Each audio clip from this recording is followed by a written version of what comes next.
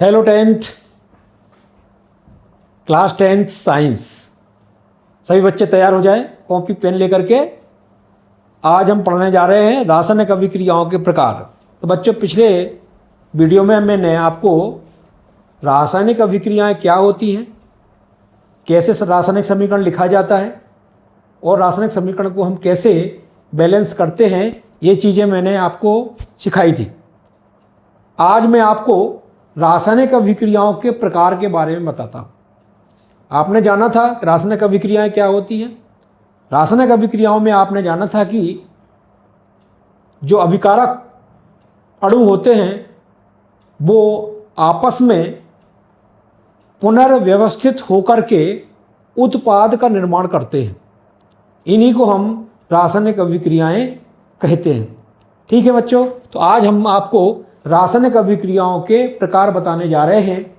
तो आप ध्यान से समझिएगा और इसको याद कीजिएगा। तो आज हम यहाँ पे रासायनिक अभिक्रियाओं के दो प्रकार की चर्चा करेंगे। पहला प्रकार जो होता है जिसको कहते हैं हम संयोजन अभिक्रिया। पहला प्रकार जो होता है उसको क्या बोलते हैं हम? संयोजन अभिक्रिया। संयोजन अभिक्रिया क्या होती है?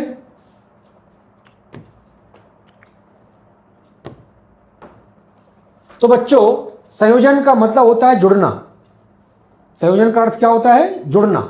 यानी जब अभिकारक अणु या एक से अधिक अभिकारक अणु आपस में मिलकर के एक नया उत्पाद बनाते हैं तो इस प्रकार की अभिक्रियाओं को संयोजन अभिक्रियाएं कहते हैं।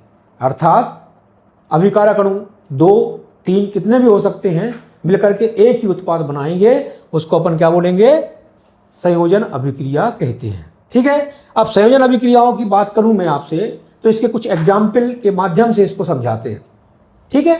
पहला एग्जाम्पल है कि मान लीजिए हमने क्या लिया? Calcium oxide. ठीक है। जब कैल्शियम ऑक्साइड की हम जल से क्रिया कराते हैं तो क्या बनता है बच्चों? कैल्शियम हाइड्रोक्साइड बनता है।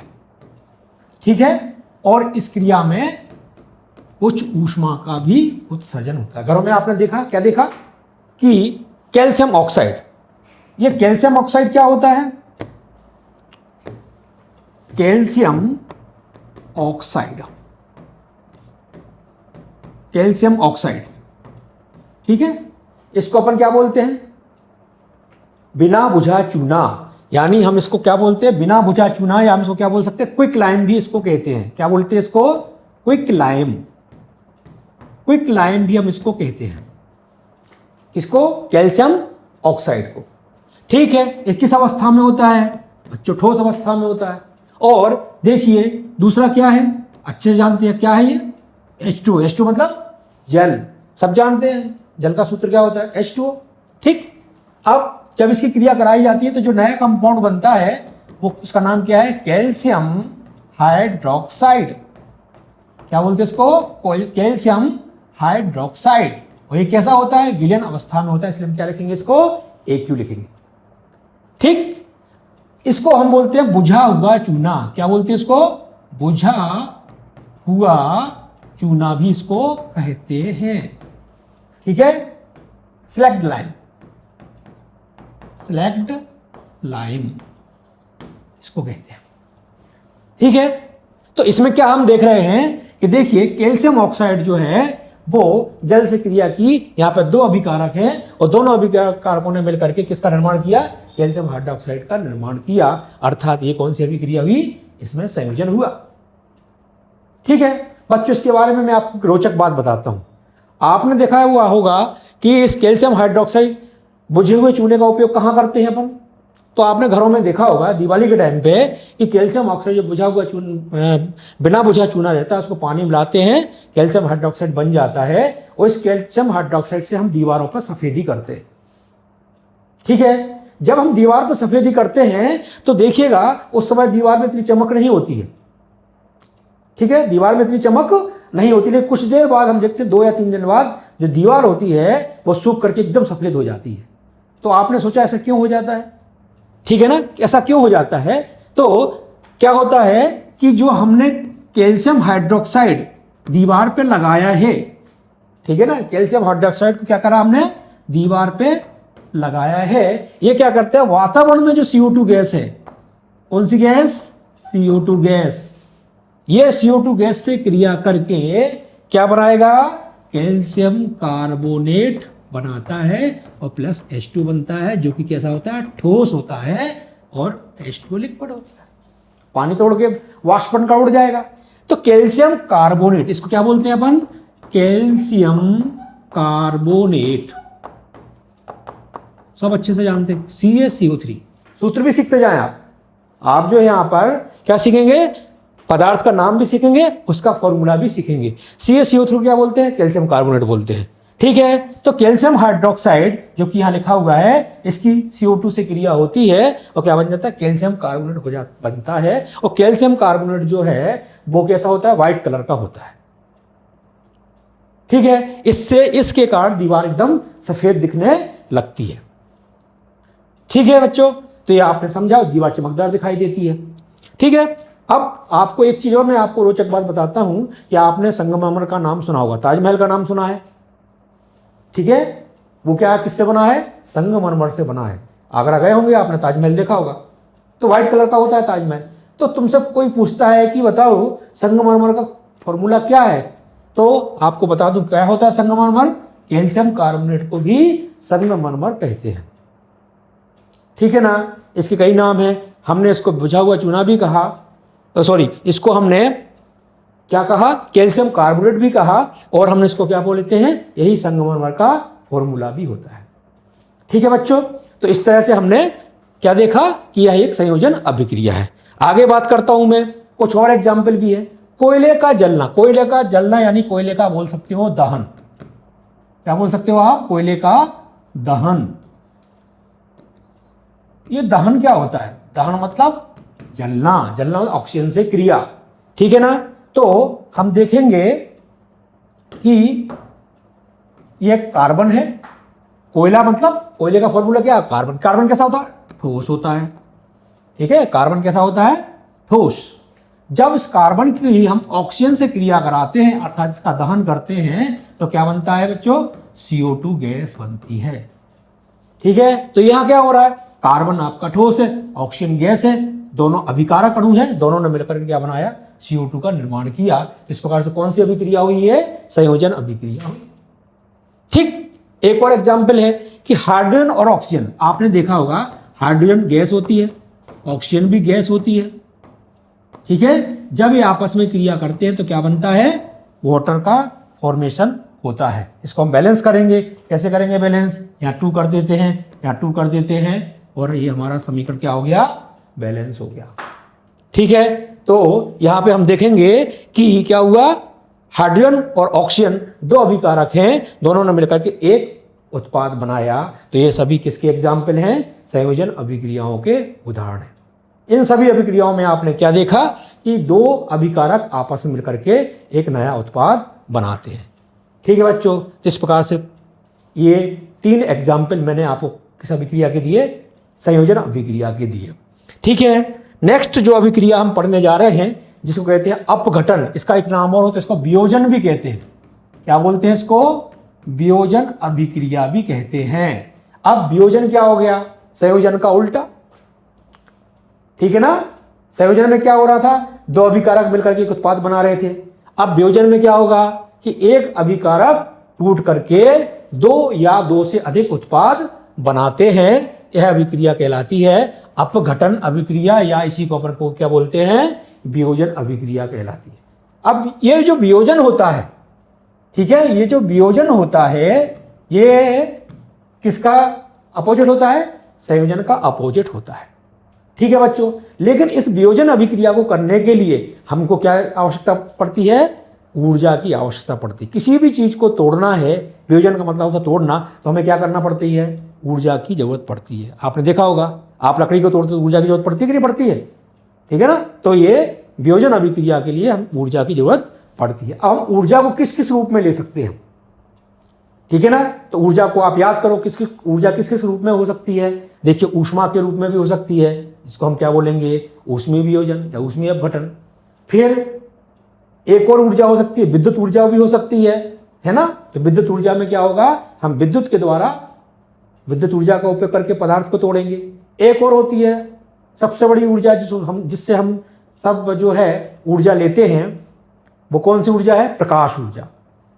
तो हम प्रकाश ऊर्जा का उपयोग करके भी वियोजन अभिक्रिया कर सकते हैं। तो यहाँ पे हम वियोजन अभिक्रिया को या अपघटन अभिक्रिया को 3 कैटेगरी में डिवाइड करेंगे। कौन सी, ऊष्मीय अपघटन, ऊष्मीय वियोजन, दूसरा विद्युत वियोजन, और तीसरा क्या होता है, प्रकाश वियोजन। ठीक है ना। चलिए, तो हम सबसे पहले बात करते हैं ऊष्मीय वियोजन की। ऊष्मीय अपघटन में क्या होगा, इसमें अभिकारक अणु को तोड़ने के लिए हमें किस चीज की जरूरत पड़ती है, ऊष्मा के रूप में ऊर्जा की जरूरत पड़ती है। ठीक है ना। ऊष्मा के रूप में किसकी जरूरत पड़ेगी, ऊर्जा की जरूरत पड़ेगी। इसका एग्जाम्पल क्या है, तो बच्चों याद करो, क्या एग्जाम्पल है इसका, कैल्शियम कार्बोनेट। ठीक है, कैल्शियम कार्बोनेट कैसा होता है, ठोस होता है। जब हम इसको गर्म करते हैं, यानी जब इसको हम ऊष्मा देते हैं, हीट देते हैं, तो ये किस में टूट जाता है, कैल्शियम ऑक्साइड और CO2 गैस में बदल जाता है। कैल्शियम ऑक्साइड क्या होता है, ठोस होता है।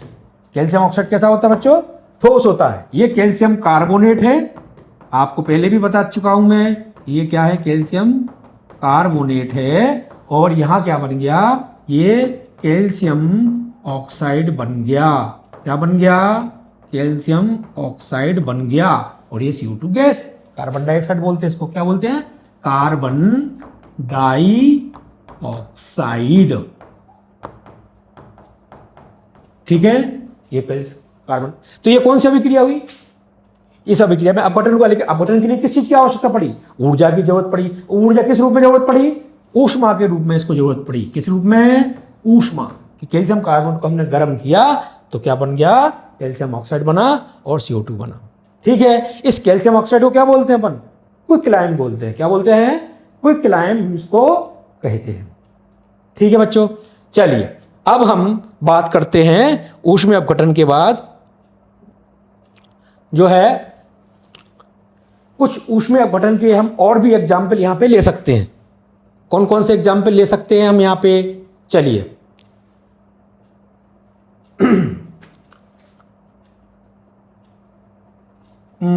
चलिए लेते हैं, हम बात करते हैं फेरस सल्फेट की। किसकी बात करेंगे, फेरस सल्फेट 7H2। ठीक है, इसका नाम क्या है, पहला एग्जाम्पल मैंने लिखा है यहां पे। अब दूसरे एग्जाम्पल की बात करते हैं, FeSO4 × 7H2O। क्या है ये, फेरस सल्फेट। ठीक है ना। अब ये जो फेरस सल्फेट होता है, इसके अंदर क्या होता है, ये वाटर होता है। क्या होता है, वाटर। इसको बोलते हैं क्रिस्टलन जल। ठीक है, कि क्या बोलेंगे इसको, क्रिस्टलन जल बोलेंगे। ठीक, जब हम इसको गर्म करेंगे तो गर्म करने से इसका वाटर निकल जाता है। ठीक है, ये क्या होता है, फेरस सल्फेट। ठीक है, और फेरस सल्फेट कैसा है, ये हाइड्रेटेड। कैसा है, हाइड्रेटेड है ये, मतलब इसमें पानी मिला हुआ है। ठीक है, ये कैसे कलर का है, हरे रंग का। कैसे कलर का है ये, कैसे कलर का है, हरे रंग का। ठीक है, इसका रंग कैसा है, हरा, हरा रंग। ठीक है, जब हम इसको गर्म करेंगे तो गर्म करने से बस पानी के जो 7H2O है ये बाहर निकल जाएंगे। ठीक है, तो क्या किस में बदल जाएगा ये FeSO4 में, फेरस सल्फेट। ये हो गया डिहाइड्रेटेड। ये कैसा है, डिहाइड्रेटेड है, मतलब इसमें से पानी निकल गया। ठीक है ना। अब हम इस फेरस सल्फेट को जब गर्म करेंगे, आगे गर्म करेंगे, इसको जब हम आगे गर्म करेंगे तो देखो क्या होगा, हमने इसको फिर से ऊष्मा दी। ठीक है, ये डेल्टा मतलब ऊष्मा। ठीक है, डेल्टा का मतलब क्या होता है, ऊष्मा। मैं यहाँ पे ऊष्मा लिखता हूं, यहाँ डेल्टा लिखा हुआ है, ये मतलब ऊष्मा को बताता है। ठीक है ना। जब हम इसको गर्म करेंगे तो ये किस में कन्वर्ट हो जाएगा, Fe2O3। ठीक है ना, ये ठोस होता है, किस में बदल गया, ये Fe2O3 में बदल गया, जिसको क्या बोलते हैं अपन, फेरिक ऑक्साइड। क्या कहते हैं इसको, फेरिक ऑक्साइड कहते हैं इसको। ठीक है, और क्या बनेगा इसमें? इसमें हमको बनेगा SO2 और SO3। क्या बनेगा? SO2 और SO3 गैस। SO2 का पूरा नाम क्या है? Sulphur dioxide. ये लिख लीजिएगा, क्या नाम है इसका? Sulphur dioxide. और SO3 का नाम क्या है? सल्फर ट्राइऑक्साइड होता है। दोनों गैस होती है। ये क्या होते हैं? गैस। ये भी गैस, ये भी गैस, और ये क्या होता है? ठोस। ये भी ठोस। ठीक है, और इसको बोलते हैं अपन फेरस सल्फेट। लेकिन कैसा है ये डिहाइड्रेटेड है। ये डिहाइड्रेटेड है, इसमें से पानी निकला हुआ है। ठीक है ना? तो देखिए इसमें अपघटन हुआ कि नहीं? ऊष्मा दी तो ऊष्मा के अपघटन से एक किसमें बदल गया? फेरिक ऑक्साइड में बदल गया, और सल्फर डाइऑक्साइड गैस बन गई, और सल्फर ट्राइऑक्साइड भी क्या बनी? गैस बनी। ठीक है बच्चों, अब इसके बाद कुछ और एग्जाम्पल भी अपन यहां पे दे सकते हैं। एक एग्जाम्पल और यहां पे दे सकता हूं, क्या है? लेड नाइट्रेट का। ठीक है, क्या है? लेड नाइट्रेट, PbNO3 का होल ट्वाइस। क्या बोलते हैं इसको? Lead nitrate. ठीक है, PB लेड NO3 का होल ट्वाइस क्या हो गया? लेड नाइट्रेट हो गया। कैसे कलर का होता है ये? कलरलेस। कैसा होता है ये? कलरलेस बोलते हैं इसको, रंगहीन होता है। कैसा होता है ये? रंगहीन होता है। तीसरा एग्जाम्पल यहां लिखने जा रहे हैं हम। कैसा होता है ये? रंगहीन होता है। जब हम इसको गर्म करेंगे, क्या करेंगे? इसको गर्म करेंगे, क्योंकि हमको तो अपघटन करना है, तो गर्म करेंगे। गर्म करेंगे तो किस में कन्वर्ट हो जाएगा? ये किस में बदल जाएगा? PbO में बदल जाएगा, जिसको बोलते हैं लेड ऑक्साइड। क्या बोलते हैं इसको? लेड ऑक्साइड बोलते हैं। ठीक है, लेड ऑक्साइड। ये कैसे कलर का होता है बच्चों? पीला कलर। कैसा होता है ये? पीले कलर का होता है। ठीक है, अब इसमें क्या निकलेगा? इसमें NO2 गैस भी निकलेगी। इसको बोलते हैं नाइट्रोजन डाई ऑक्साइड। ठीक है, कैसे कलर की गैस है ये? भूरे रंग की गैस बनती है इसमें। कैसे कलर रंग की होती है? ये गैस होती है। ये ठोस होता है। ठीक है, ये भी ठोस होगा। तो लेड नाइट्रेट को हमने गरम किया तो क्या बन गया? लेड ऑक्साइड बन गया, जो कैसे रंग का होता है? पीले रंग का होता है। और क्या बन गया? नाइट्रोजन डाई ऑक्साइड गैस बनती है। इसमें बच्चों एक और गैस बनती है, जिसको कहते हैं ऑक्सीजन। ठीक है, क्या बनती है? ऑक्सीजन। इसको बैलेंस करेंगे हम। बैलेंस नहीं है, अभी हमने बताया था बैलेंस नहीं है, तो आप इसको बैलेंस कर भी सकते हैं। पिछले वीडियो में मैंने आपको बताया था, बैलेंस कर भी सकते हैं। और यहाँ पे बैलेंस कैसे करेंगे? 4Na2 यहाँ 2 कर देंगे, तो ये इक्वेशन क्या हो जाएगा? बैलेंस हो जाएगा। ठीक है, बैलेंस करना बहुत जरूरी है, क्योंकि ये द्रव्यमान संरक्षण के नियम का पालन होना चाहिए। तो ये बच्चों 3 एग्जाम्पल हमने देखे। तीनों एग्जाम्पल में क्या होगा? हमने ऊष्मा का उपयोग करके अभिकारक अणुओं को उनके उत्पाद अणुओं में तोड़ा। ठीक है, चलिए अब बात करते हैं ऊष्मीय अपघटन की। अब हम बात करेंगे विद्युत अपघटन की। मतलब अपघटन करने के लिए हमें किस चीज की जरूरत पड़ेगी? विद्युत ऊर्जा की जरूरत पड़ेगी। अब हमें किस चीज की जरूरत पड़ेगी? अपघटन करने के लिए विद्युत ऊर्जा की जरूरत पड़ेगी। ठीक है ना? विद्युत ऊर्जा की जरूरत हमको पड़ेगी। विद्युत ऊर्जा मतलब विद्युत धारा। कैसे? देखिए, जब अम्लीय जल में, ये वाटर है, ठीक है, कैसा है? वाटर। लेकिन वाटर कैसा है? शुद्ध वाटर में विद्युत धारा प्रवाहित नहीं होती है। हम थोड़ा सा उसमें एसिड मिला देंगे, अम्ल मिला देंगे, तो वो क्या हो जाएगा? सुचालक हो जाएगा। ठीक है, क्या हो जाएगा? सुचालक हो जाएगा। जब इसमें विद्युत धारा प्रवाहित करेंगे, क्या प्रवाहित करेंगे इसमें? विद्युत धारा, क्योंकि ऊर्जा तो चाहिए हमको तोड़ने के लिए। चाहिए कि नहीं चाहिए? अभी उसमें पहले वाले में हमने क्या करा था?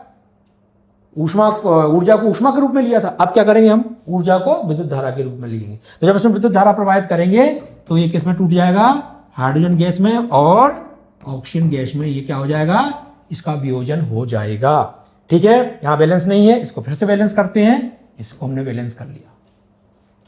ठीक है बच्चों, ये हमने उसको क्या कर लिया? बैलेंस कर लिया।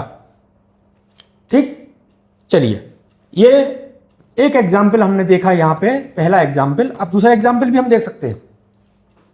कैसे? सोडियम क्लोराइड, नमक। सोडियम क्लोराइड क्या बोलते हैं? Sodium chloride. क्या बोलेंगे अपन? Sodium chloride. कॉमन नाम क्या है इसका? नमक। कैसा है ये? पिघला हुआ होना चाहिए। ठीक है, घुला हुआ, पानी में घुला हुआ नहीं होना चाहिए। क्या होना चाहिए? पिघला हुआ होना चाहिए। जब पिघले हुए NaCl में क्या करेंगे हम? क्या करेंगे? विद्युत धारा प्रवाहित करेंगे। क्या करेंगे हम? विद्युत धारा प्रवाहित करेंगे। तो ये क्या होगा?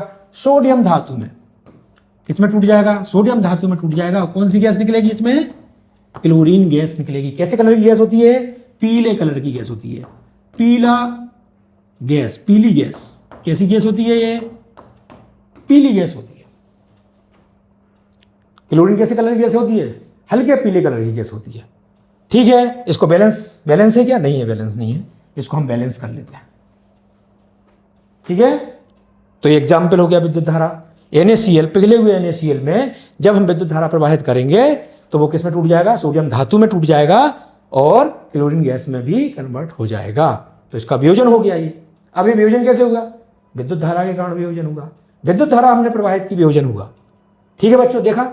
चलिए अब एक और वियोजन पढ़ने वाले हम, जिसको बोलते हैं प्रकाश अपघटन या प्रकाश रासायनिक वियोजन या प्रकाश रासायनिक अपघटन। समझ रहे हो आप? ऊर्जा तो चाहिए ना, तोड़ने के लिए ऊर्जा चाहिए। पर ऊर्जा किस रूप में चाहिए हमको? यहाँ पे ऊर्जा मिलेगी हमको प्रकाश के रूप में। प्रकाश के रूप में इस ऊर्जा का उपयोग किया जाता है। मतलब इन अभिक्रियाओं में अपघटन करने के लिए हमें प्रकाश ऊर्जा की जरूरत पड़ेगी। ठीक है ना?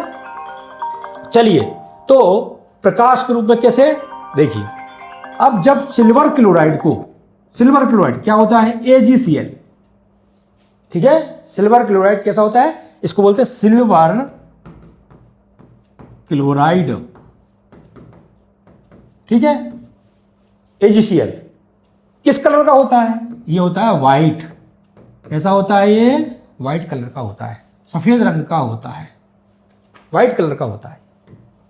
ठीक है, कैसे रंग का होता है ये? व्हाइट कलर का होता है। ठीक है ना? अब हमने क्या किया कि इसको इसको प्रकाश दिया, प्रकाश ऊर्जा। इसको धूप प्रकाश में रख दिया, इस पर प्रकाश पड़ा। ठीक है ना? तो प्रकाश पड़ने पर इसका क्या हो जाएगा? अपघटन हो जाएगा। किसमें अपघटन हो जाएगा? सिल्वर धातु में, जो कि ठोस होगी, और ये क्लोरीन गैस होगी। ठीक है, सिल्वर धातु कैसी होती है भाई? बताओ जरा, सिल्वर धातु कैसी होती है? कैसे कलर की होती है सिल्वर धातु? देखा आपने? चांदी को देखा ना? सफेद चमकीली। कैसे होती है? श्वेत चमकीली।